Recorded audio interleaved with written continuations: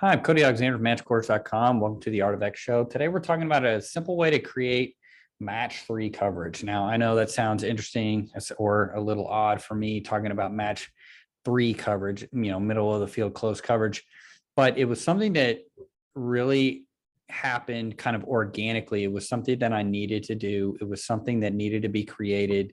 I've been asked multiple occasions, why do you not run cover three? And it's not that I don't run cover three or that I just didn't need it at the time. And in most of my career up until really last year, it was kind of an expensive thing to carry. And I know a lot of people carry multiple coverages and things like that, but the way that you teach your middle of the field open coverages or your split field coverages, you can create a way to close the post. And that was something that we did. And most of the time too, I needed to have split field coverage. Cover three wasn't something that we needed. If we needed to get in the middle field close, I just ran cover one. I've been really blessed, really to have elite DBs in the sim and elite for the high school level, not necessarily Division I, but having guys that can really close down sides of the field.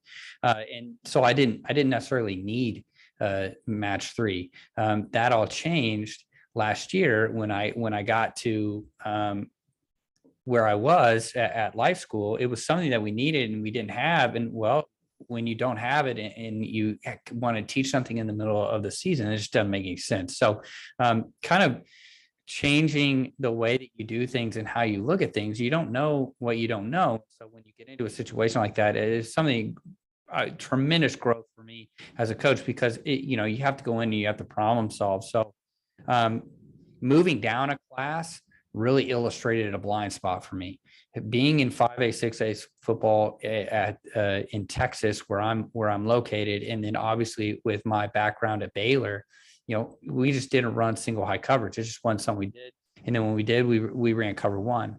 But it illustrated a blind spot for me. Cover three is something that I've never had to actually spend any kind of capital on, or I never had to spend time on. So when you go into a situation like that, where you look at a deficiency and a need, you have to think outside of the box, right? So it wasn't that match quarters wasn't working for us. It just was that I didn't have safeties that could play from the table anymore. And so when you have that and you have to start force fitting things, and that was the other thing, I needed to force fit the box, and I needed to create numbers near the box, because at the lower levels where I was at the 4A level, yeah, we were playing spread teams. We were playing Y off. We weren't seeing different formations. That didn't change. The formations were the same. It was essentially they were spread to run and not spread to run RPOs. Right. Coming from the 6A level when I was at Mesquite Horn, I mean, we saw a ton of Division I quarterbacks and a ton of Division I receivers. We couldn't be in single coverage because single high coverage because we give one-on-ones. QB centric, elite receivers, RPOs, we had to run two high coverages. So for me, also quarters is weak rotation just in its essence. So I didn't necessarily see a need to spend time and money on something when we could just run cover one. Going back again, had safeties that could play from the table. They could play high and work down, and I didn't necessarily need to force fit that. Going to life school, playing with not the best safeties in the district, and playing, teams. Three of our teams ended up going 3 rounds deep, and the one team, our top team, ended up winning the state title. So for us, it was like, hey, how can we adjust? How can we do this? I ran more cover one the past 2 years than I had ever run previously. A big half field zone team when we blitzed, stayed in quarters coverage. But the past 2 years, I needed some different things. We needed different things. We had different athletes when I was at Horn. I think all 5 of my kids that I coached at Horn for the year that I was there, I think all of them are going to go Division I. So why not? It's cat coverage, right? What's the best coverage of ball? It's cover one, right? Because it's easy. You just, hey, you have that guy. And so for me, I needed to evolve the way that I thought. There's genius in desperation, to take that from my good friend Doug Farr, who wrote a book on that topic. about how the NFL has changed because of desperation. I think for us, it was like, look, we're at a deficiency. We need to do something to change it. I've never had to force fit anything in the box. Let's go ahead and let's sit down on the whiteboard and let's create this. And so I started looking at different ways of doing it. And it really forced me to step outside of my ecosystem, which I think is great.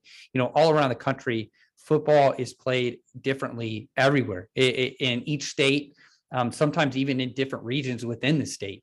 I know here in the state of Texas, the way South Texas has to play football is different than the Metroplexes. Houston has a different style of play than Dallas. And so when you look at it and you start going around to these other different ecosystems and the way different things, I always stay away from always and never. I don't want to tell anybody, well, hey, this is the way we've always done it.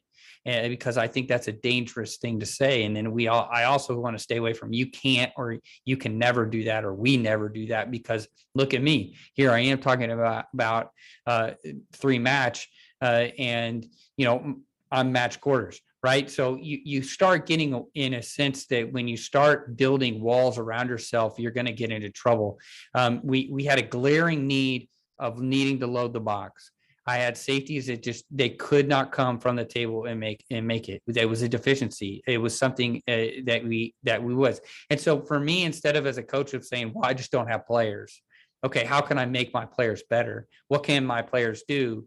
I had safeties that if you put them in a position to make the tackle, they could, but coming from and reading from depth, sinking down, all of the things going on in front of them, it just wasn't it wasn't helping them out. So why keep continuously run my system because it's mine? See, I don't want to get into that deal. It sounded like those seagulls who go mine. I don't want to, that's not me. It's a we thing. And so I wanted to make sure that we could do that.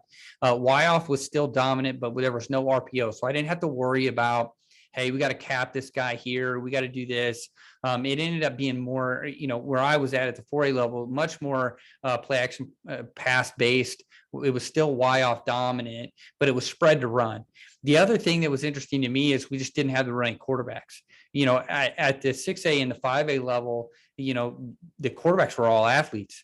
Even the guys that were like true Division I gunslinger type quarterbacks, they can move. I think that's just indicative of where we are with football today, is that the quarterbacks have to be mobile anymore. I mean, you go look at the NFL and all the young quarterbacks that we have, they're all young mobile quarterbacks. It's very rare anymore to just see a guy like a Tom Brady who just sits in the pocket as a young player. You're just not going to see that. Not at the tick that we were seeing before. I needed to readjust how I saw the game. And I think it's always good for people to get outside their comfort zone. And I challenge coaches all the time. And I wrote this in the article and I talked about it on multiple times of when I talk to young coaches, I say, look, when you're young, you want to learn everything and you just want to be great at everything. Okay, I want to know this, I want to know that. Now I want to be, I'm going to call this. And what ends up happening is if you don't learn something, you end up knowing nothing. And so to me, I tell young guys all the time, learn a system and then try and prove it wrong. What you can't prove wrong, that's your best practices, right? So there's certain things that I've learned over 10 years that I've constantly been trying to prove wrong, and they're not getting proven wrong. So to me, I think that you want that affirmation, and then at the same time, you need to be testing it against, hey, why are we doing this? And not necessarily in a challenging sense, but in your own mind and work different things, challenge the way that you're teaching things. How can I make this better? How can I make this more efficient? How can I do this in a different way? And I think because I've kind of bounced around a bit, I've taught multiple different players. I've worked with multiple different coaches. I've worked at different levels. I think it's actually helped me become more or less a better coach because I've had to do things differently. So I think I see it, but I came last year and I was like, man, I haven't seen this. This is something new. And I had to change the way that I saw the game, really challenge myself. So I believe it's extremely important to step outside your box. It's a philosophy that I carry. It's why, I don't necessarily, I'm kind of a guy, if you look at my resume, I stay 3 years and then I kind of move on. And that's not just for me. It's just, I want different things, and I like different things, and I need a new challenge. I get a new opportunity that I see, okay, hey, this can help me out here. This can help me out here. And being in a different ecosystem, I feel like that sometimes when you're in one spot too long, you get blinded by different things. Three things that for me that are always at the forefront is anchoring bias. We remember the first things we learned. So my first thing really learned was the quarter system I learned at Baylor, and I became an expert in it. And then from there are certain things that we've changed, that and that I do differently than maybe that if you were to talk to Phil Bennett that he does. So I never want to be anchored to the first thing that I learned. And I think we get a lot of this is like, okay, well, the first system I learned as a player is this, and then I'm going to go and this is the only thing that I know.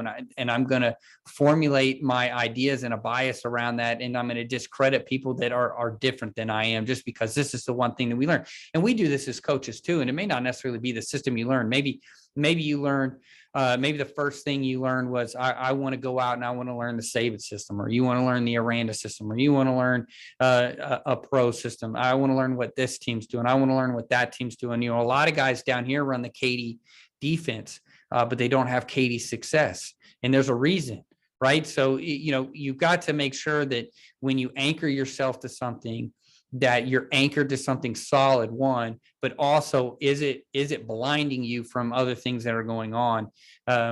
Survival bias is another thing. We tend to focus on success and yet forget the failures. And this is one of those things that I learned and was increasingly important to me. 2018, I read an article on survival bias, and it kind of changed the way that I looked at it. When we have successes, we tend to forget the failures that got us there. Like we think about it in a game, and it goes back to like recency bias, right? Like if you end the game on a positive note, then you're going to kind of forget all the bad things. But if you lose, then you kind of remember all the bad things, and you kind of forget all the good things that happened during the game. It's like my dad always said, it's never as good, it's never as bad once you look at the film. And so we have to remember in survival bias too, there's a reason why certain programs are the way they are. Like I mentioned the Katie system. There's a lot of guys that go to Houston, run the Katie system. There's a lot of guys in the DFW area run it. It's a great defense, but they're not having the same success that Katie has. And so you look at it, okay, well, why is Katie having success with it? Well, a guy that invented defense is still a head coach. You've got a tremendous amount of elite players there, and those coaches don't tend to leave. So you have that continuity. So when you leave or you go out, it's a different ecosystem again than you have at that high school. I think of Nick Saban. Okay, look at all the success Nick Saban's had. Okay, the Saban system's elite, but there's so few that actually run that system. And so, is it the system or is it the players? Is it something else? And look, I'm not trying to discredit. Don't get me wrong on what I'm trying to say here. But what we tend to look at is like, okay, who is the best in there, and then what are they doing? And then I'm going to take that and carbon copy it to me, what I'm doing at Joe America High School. And I think that's where you get into trouble. You have to be able to look through it and in your own eyes and be able to match things up. Okay, this is what I have, this is what I need, and this is what I want. And just what you want tends to kind of be the last thing that it's okay. This is what I have. This is what I need. How do these two things mesh? And then if we're successful, maybe I can throw in some of my wants. I want to try this. I want to do this. Don't get expert blinders. This is another thing that happens when we become an expert in something, or we feel like we are an expert in it, or we get so far down the line, or I've got this amount of experience. We become rigid, and we kind of lose what the system had.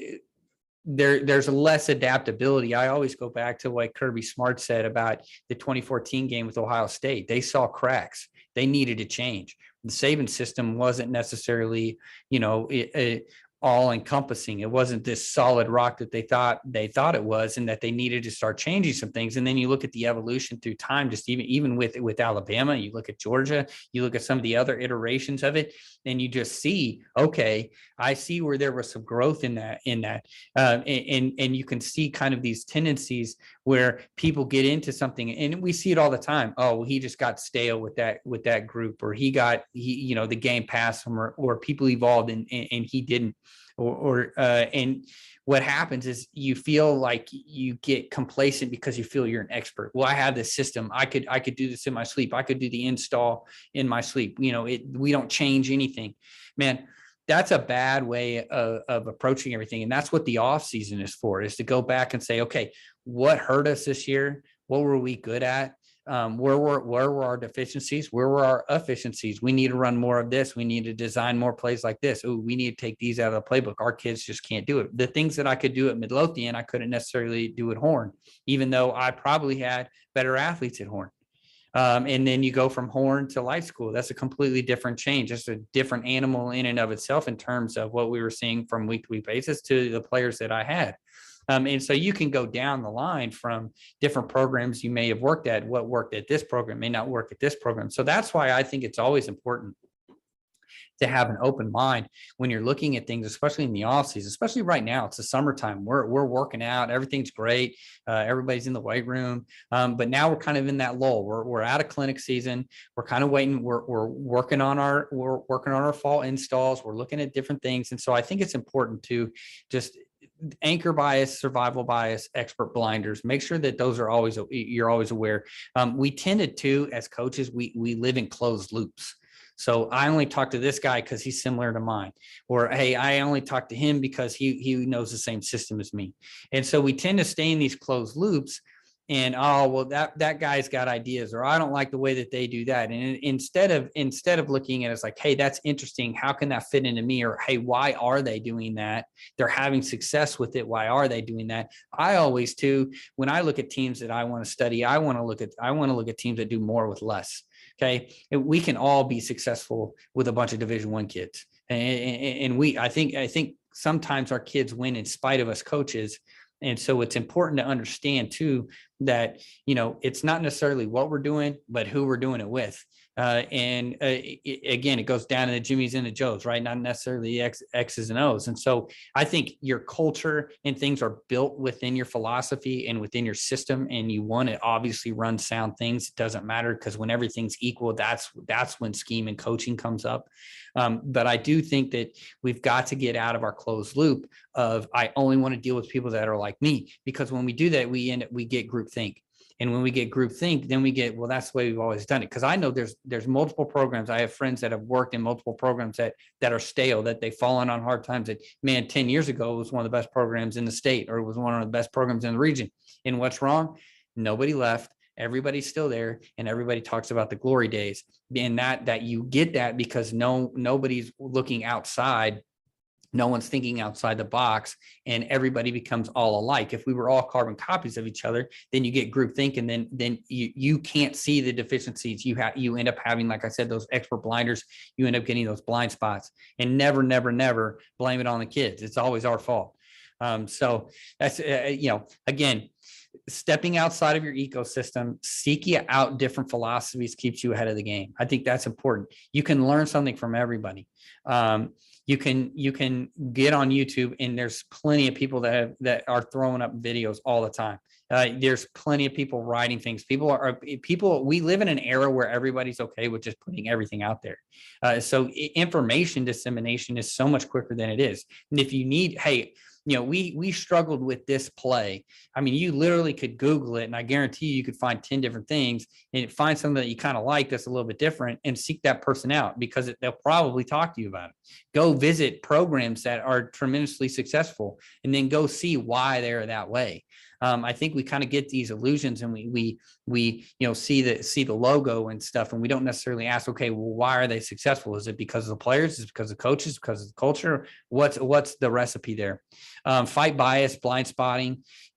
We tend to see the bias and the negativity in others, and we don't necessarily see it in ourselves. So I always look in the mirror first. That's my big goal, is I want to look in the mirror first. What can I do to be better, to help my kids out? What can I learn? That's a better way of teaching something. That's a better way of doing something. And then asking others for help, which I'm terrible at. I'm terrible at asking others for help. Ask anybody that knows me. If it's something that I constantly am working on. If I need to do something better. One of the things that I'm afforded with is just a deep pool of people that I can reach out to that are knowledgeable and they know things. And so, sometimes I'm like, I need to take more advantage of that. So I think, and I challenge anybody that listens to this, go ask help. If you need help with something, ask. Hey, we struggled with this, even if it was something, even if you had a successful season, and you're like, okay, well, I know that we struggled with this, because guess what? Everybody's watching your film and they're saying, okay, where's the crack? What can we do more next year to equal that? So I think that's important. I think it's important to step outside of your system. If you're a 4-down system, go talk to somebody that runs a tight front. Go somebody that runs the mint, that runs something. If you're a quarters guy, go talk to somebody that bases in cover 3. If you're a cover 3 guy, go talk to somebody that bases in quarters. Because even if you don't walk away and say, well, I'm wholesale changing my defense, what you're going to do is you're going to come away with ideas. I'm in the business of ideas. I want to challenge people to see the game in a different way.